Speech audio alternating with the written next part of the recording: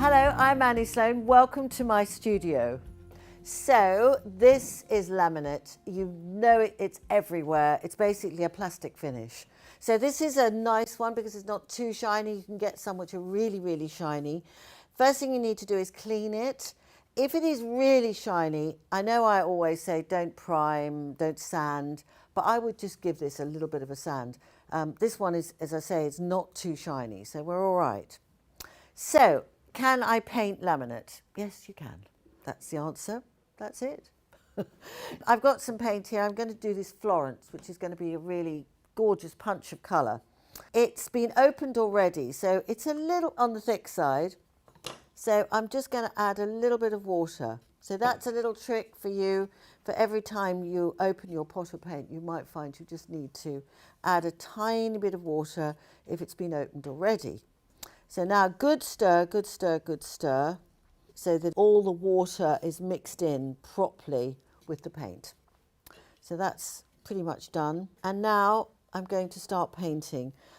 I could, if I wanted to, do the first coat a little thinner.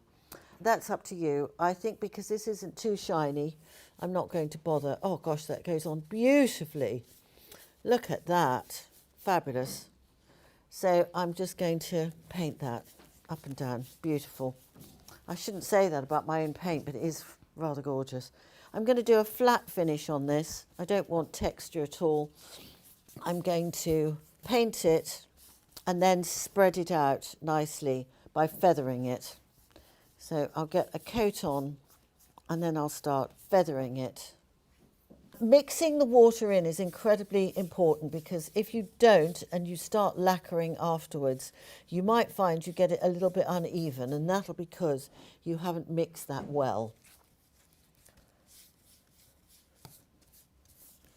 So up and down beautifully, go into the corners well, make certain you don't get too heavy a build up in those corners. Last bit. So now I've got the paint all over, pretty good. And then I'm going to start the thing of just doing this lovely feathering. So along that way, along the sides as well, to get rid of all the brush marks that you may have in there. And that's it. So the feathering thing is where the brush is at sort of a 90-degree angle. And you're doing that. You go across as well. That's it, it's going on beautifully. So, if you need to do a second coat, what I would do is leave it for quite a long time. Because laminate is not absorbent. Like most woods is very absorbent, the paint goes into the wood. This doesn't, so it's got to dry from the top. And so it'll take a little bit longer to dry, so make certain it's completely dry, especially around the edges, because that's often where there's a bit more build-up.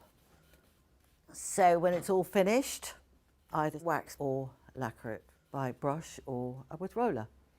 And that'll be it. So in summary, when painting laminate, main points are you might have to sand a little, leave longer to dry, and don't overbrush. That's it, 3 simple rules to remember.